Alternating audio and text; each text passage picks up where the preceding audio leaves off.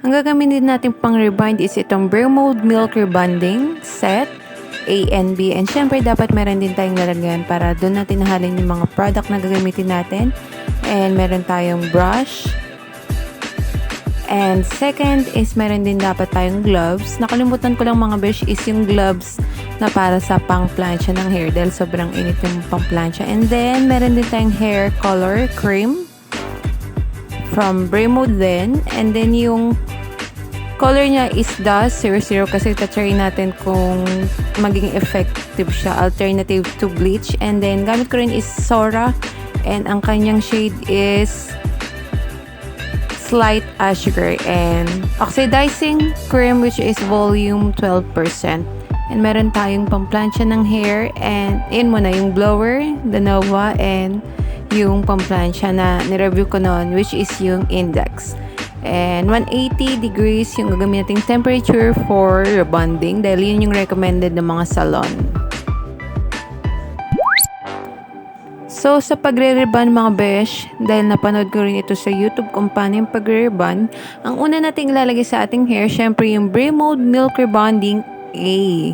Yun ang una nating ilalagay. At syempre, unahin natin sa pinakababa ng ating hair. Ilalayer natin yan. And syempre, si Daddy yung gumawa sa akin dahil hindi ko naman to kaya mag-isa. And then, lalo na yung hair ko is damaged and nakailang color na. So, dapat manipis lang yung lagay ng product. And magpo-focus tayo dun sa regrowth na hair. And 1 inches away from the scalp kasi matapang yung gamot mga besh. So, kailangan ma-massage din natin para ma-absorb ng hair yung gamot. And at the same time, kaya pala in-apply yung cream or yung milk rebonding A na medyo basa yung buhok ko para mas kumapit yung gamot sa ating hair dahil nga yung hair ko ay galing sa rebond nakailang color na. So, mas recommended daw, sabi ng mga expert na sa pag-rebond na magandang medyo basa pa yung hair. Hindi naman yung tumutulo Kailangan yung ano lang siya, yung hindi basang-basa, hindi rin tuyong-tuyon, tama lang. And syempre, by layer natin ilalagay yan sa aking hair and we'll get right back to you mga besh.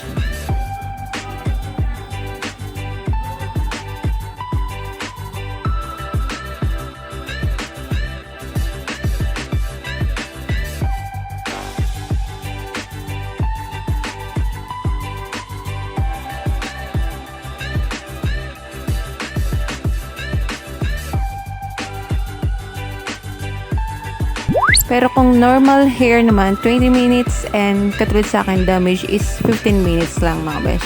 Para hindi ganun na maluto yung hair sa gamot dahil matapang yung wet and at the same time, rebonded na nga yung hair ko. And after that, we're gonna rinse our hair. So, ayan na mga besh, na-rinse ko na yung hair ko ng water. And papatuyin na ni Daddy yung aking hair and blinower namin yan, hindi na nga lang na i-vlog. Dahil sobrang tagal ng pag-blower dahil makapal din yung hair ko. And kailangan tuyo-tuyo siya mga besh dahil after that, ipa-plancha na natin yung ating hair ng bonggang-bongga. So, ayan na nga, nilalayer by layer na ni Daddy yung aking hair para ma-plancha niya mula sa ilalim. Pagka kumuha ng hair mga besh, hindi sobrang kapal, di rin sobrang tipis, tama lang para maganda yung pagkahagod ng flatting iron sa ating buhok. Para syempre, pag nailagay naman yung milk rebonding B is maganda yung pagka-planch sa ating hair. Ito ang pinakamatagal yung pag-plancha.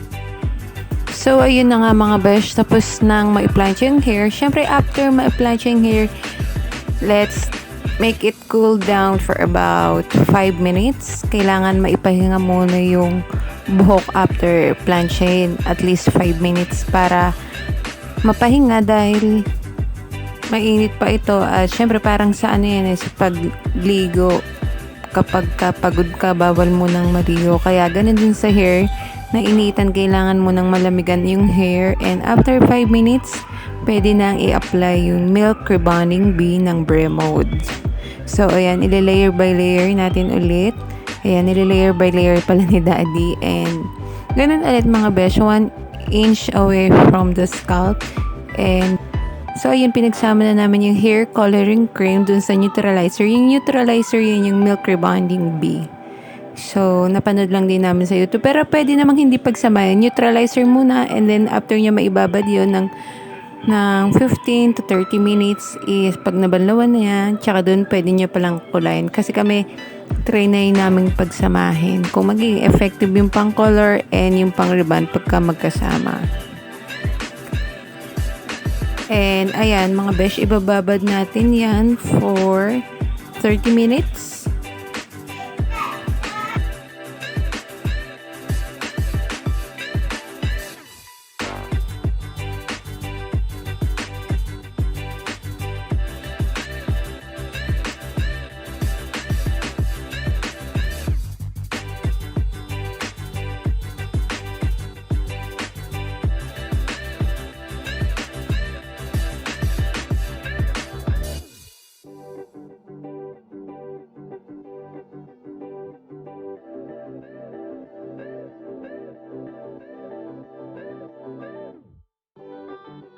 Hey mga besh, so tapos na akong mag-rinse ng hair dahil na-rinse ko na yung pang rebonding bee ng Bremod. So kanina puro voice over tayo kasi may sa labas puro dumadaan na tricycle. Kasi daanan kami sa may, sa may, hindi naman highway, kumbaga daanan talaga ng mga tao ng tricycle. Sorry. Tapos siya hindi iinit pa. So, si Daddy, umalis muna kasi birthday ng lalo niya. And, syempre hindi ako makakasama dahil nag-ribbon ako. So, birthday na lang muna. And, nabawi ako next time. And, eto, ihi pa rin yung video. So, maglalagay ako guys ng itong EPSA Keratin Hot Oil Treatment. Para pang treatment lang kasi hindi naman ako magba-Brazilian blowout na kasi sobrang tagal na besh. Kanina pa kami 1:20 nag-start ng tanghali, and anong oras na? It's already 6:40.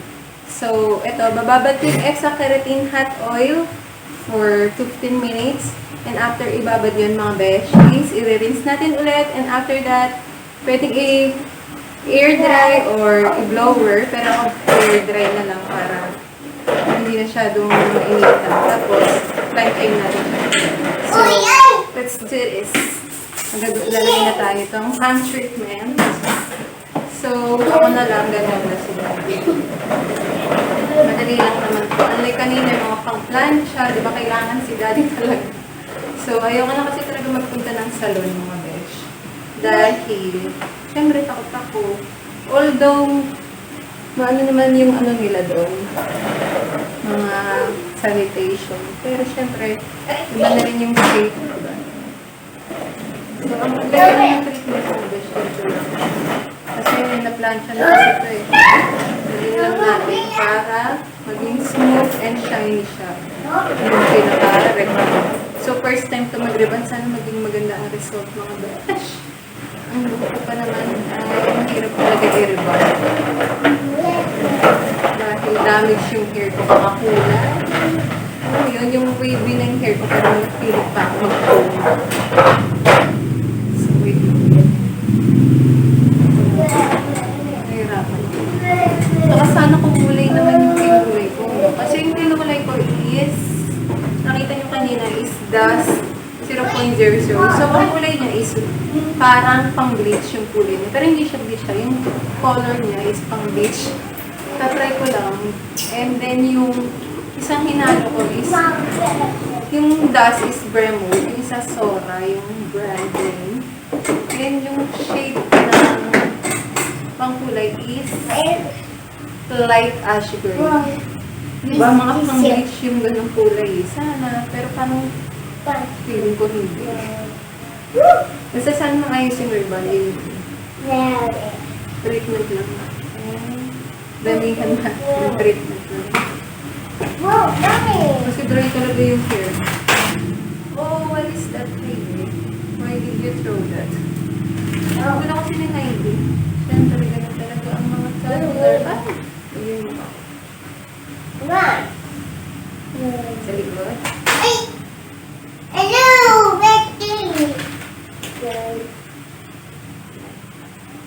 Massage. Oh no, hindi.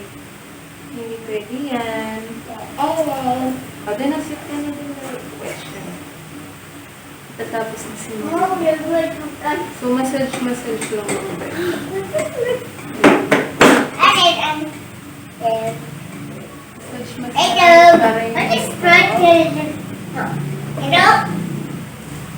So, let's leave this for about 15 minutes. So, di ba naririnig niyo yung mga tricycle, yung mga dumadaan motor? So, kanina parang voice over tayo. Tapos inanihay din kanina, until now. Energetic pa rin siya. 10 hours na siyang gising. Massage.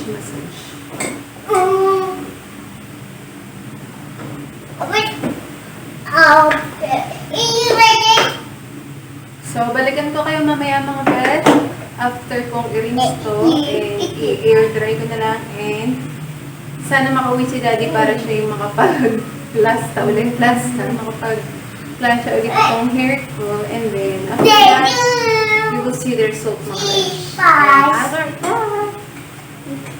So, na-rinse na ulit yung hair ko mga besh, galing sa Milk Rebonding Bee na may hair coloring cream. And paplansyahin ulit yan ni Daddy, pero hindi na dun mula sa ilalim. Kumbaga parang para lang maplasta yung ating hair para ma-lock in din yung Milk Rebonding Bee. And syempre, ayan na yung result ng aking hair. So ayan na mga besh yung pagtapos. So yun na mga besh yung rebond na nagawa ni Daddy. So, di ba, pumalik siya and pinansya niya ulit. So, hindi masyadong kumulay yung dahil hindi pa naka-bleach yung hair. And, papakita na po sa inyo mga besh, yung result after 2 days.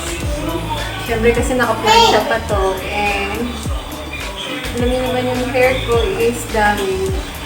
And, abangan niyo kung ano yung result niya after 2 days.